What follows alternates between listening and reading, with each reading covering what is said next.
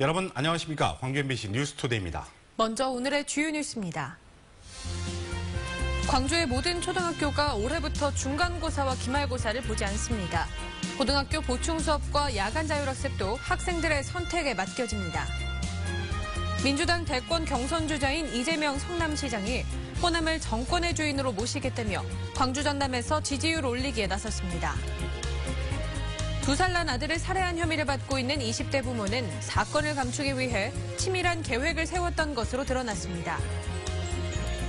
무등산 방공포대 이전 후보 지역 주민들은 이전 사업 추진을 중단하고 군공항 이전부터 추진하라고 요구했습니다.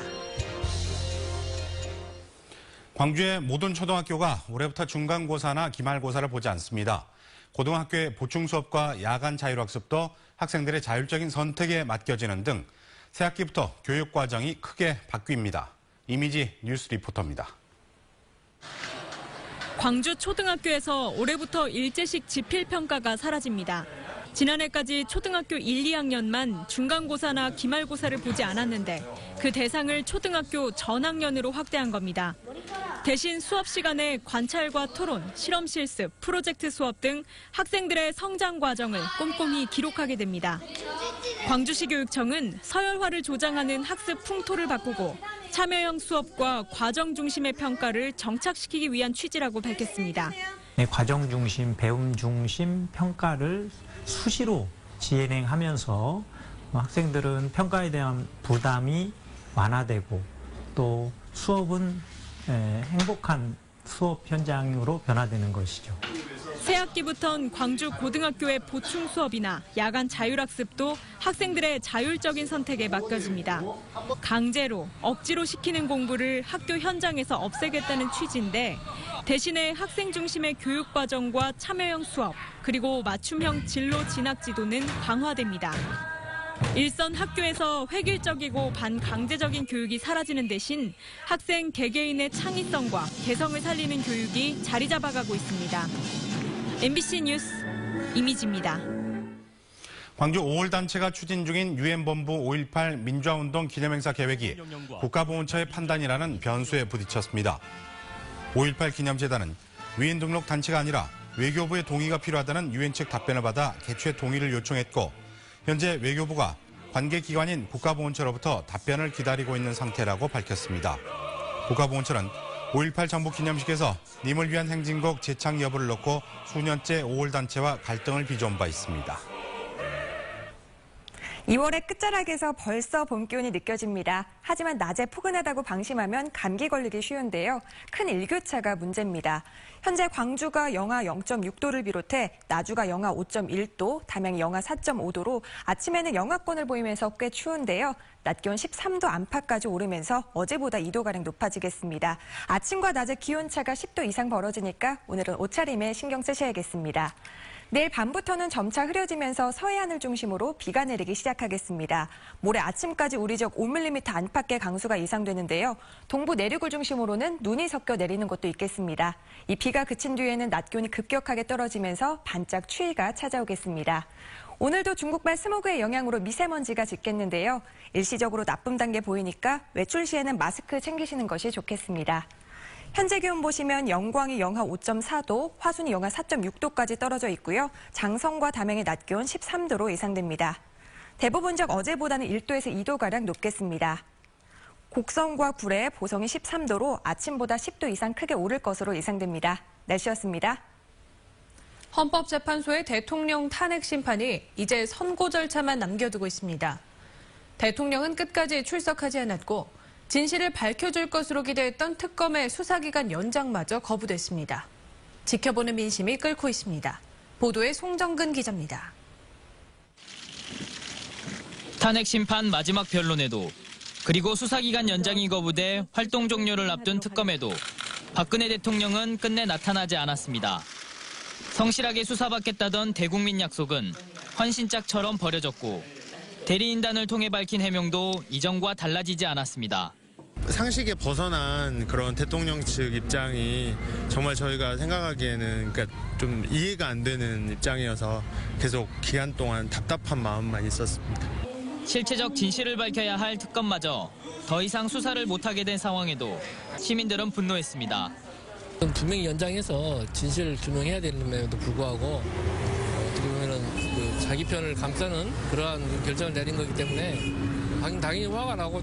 정권 비판에 재갈을 물린 문학의 블랙리스트, 재벌과 정권의 은밀한 뒷거래 의혹, 국민이 맡긴 권력을 개인에게 넘겨버린 대통령의 무책임까지 그동안 드러난 사실만으로도 탄핵은 인용돼야 한다며 박근혜 퇴진운동본부는 심판의 날까지 비상행동에 나서기로 했습니다.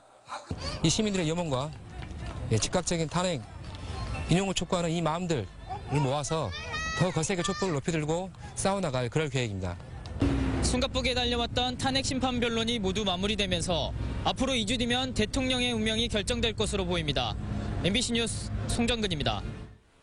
헌법재판소의 탄핵 심판이 초읽기에 들어간 가운데 민주당과 국민의당 대선 주자들은 어제도 호남 민심 잡기에 열을 올렸습니다. 이재명 성남시장은 2박 3일 일정을 광주 전남에 쏟고 있고 국민의당은 민주당과 대립각을 날카롭게 세웠습니다. 김철원 기자입니다. 이재명 성남시장이 3.1절까지 2박 3일 동안의 시간을 모두 광주 전남에 쏟아붓습니다. 정체 국면에 접어든 지지율이 좀처럼 움직일 기미가 보이지 않자 호남에서부터 다시 바람이 불기를 기대하고 있는 것입니다. 전일 빌딩에 가서는 5.18 집단 발포와 관련해 철저한 진상규명을 약속했고 광주시 의회에서는 호남이 주인이 되는 정권 교체를 이루겠다고 말했습니다. 아무런 세력도 없는 이재명을 호남이 민주당의 후보로 세워주신다면 이재명은 호남을 권력의 주인으로 우뚝 세움으로써 보답하겠습니다. 국민의당은 민주당 때리기에 힘을 쏟았습니다. 황교안 권한대행의 특검 연장 거부와 관련해 박지원 대표는 그래서 탄핵 의결 전에 황교안 총리부터 바꿨어야 했다며 탄핵 의결에 집중한 문재인 전 대표를 겨냥했습니다. 탄핵만 가결되면 황교안 할아버지가 와도 필요 없다.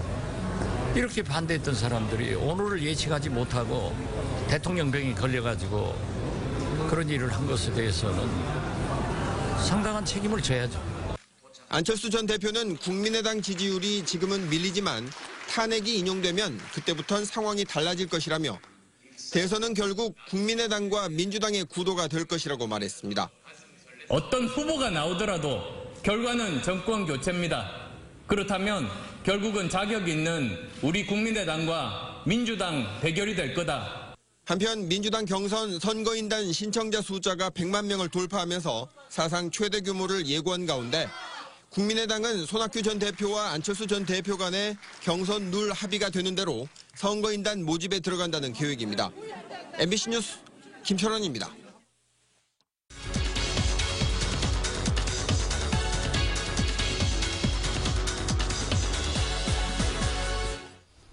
문학의 블랙리스트로 피해를 입은 문화예술인들이 정부를 상대로 집단 소송에 나섰습니다. 광주에서도 이 같은 움직임이 이어지고 있는데요. 소송을 맡은 민주사회를 위한 변호사 모임의 정우중 변호사 모시고 이야기 나눠보도록 하겠습니다. 어서 나오십시오. 네, 안녕하십니까. 네, 문학의 블랙리스트와 관련해 소장을 제출했는데요. 이 소송을 제기한 이유에 대해서 먼저 말씀을 해주시죠. 예, 민주주의 사회는 나와 상대방의 의견이 서로 다를 수 있다는 점을 인정하면서 나와 의견이 다른 사람의 의견을 개진할 수 있는 기회, 즉 절차적 정당성이 전제되어야 하는 사회입니다.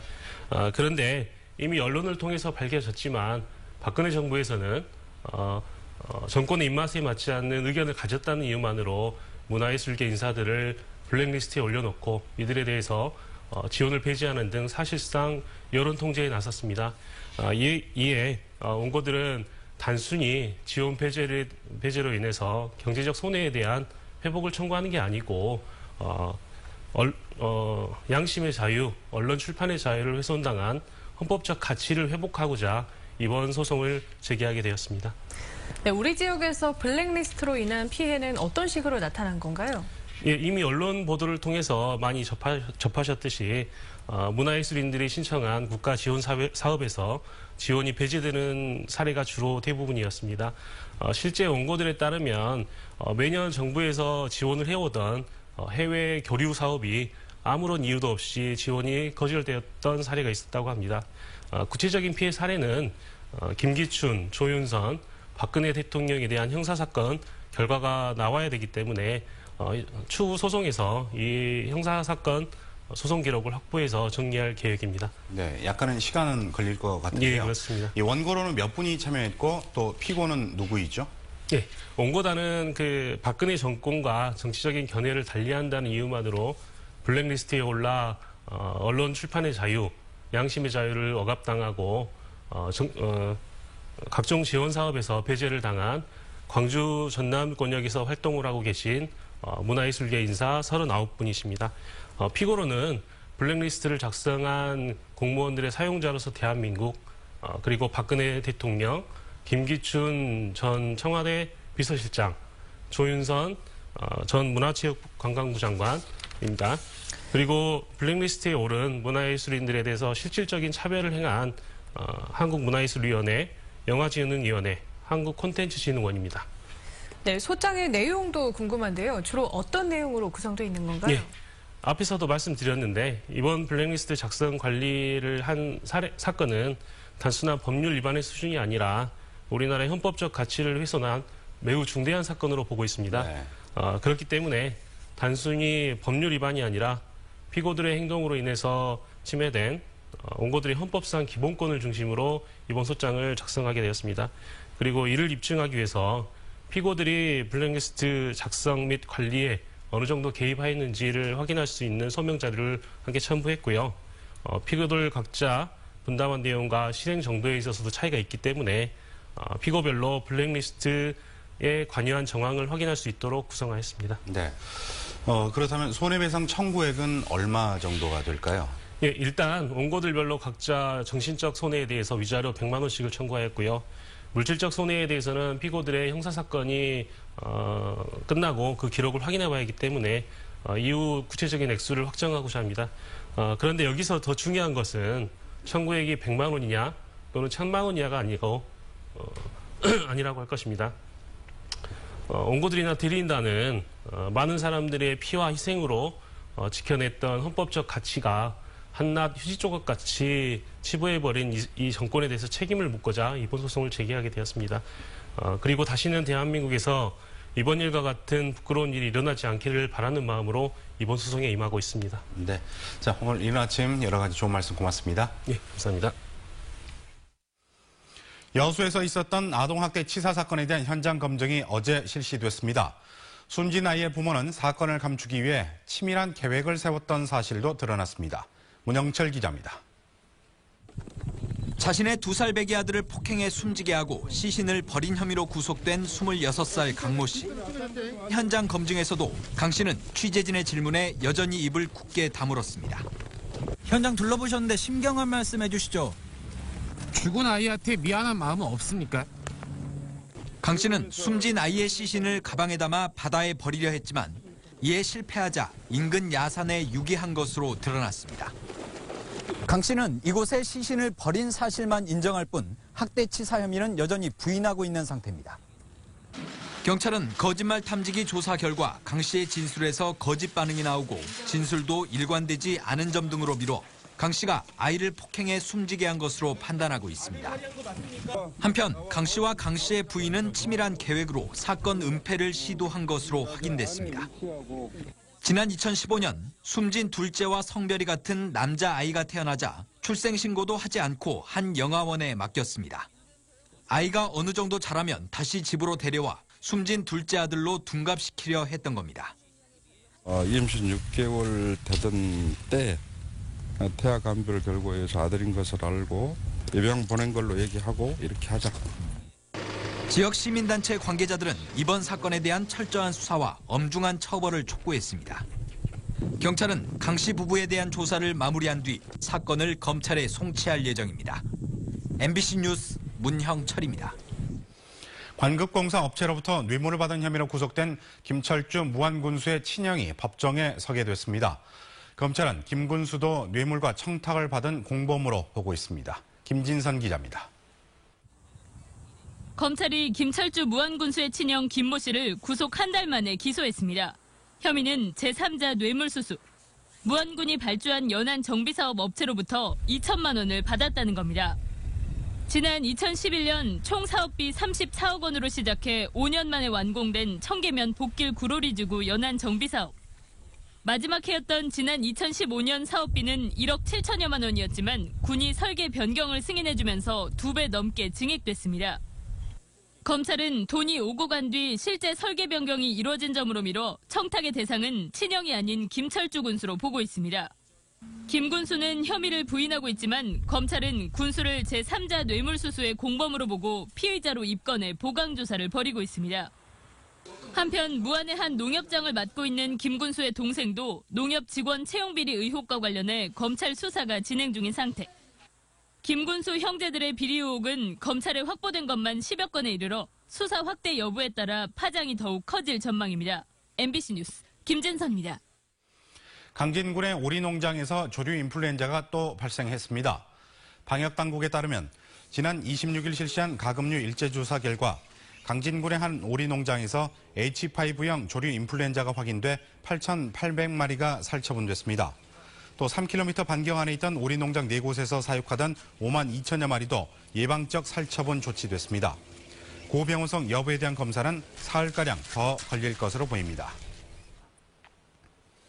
국제봉사단체 전남 간부가 소함 장비 지원금을 횡령해 적발됐습니다.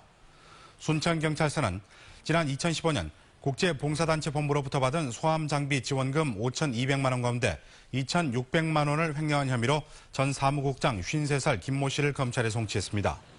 경찰 조사 결과 김 씨는 횡령한 지원금을 생활비와 카드 대금 등으로 사용한 것으로 드러났습니다.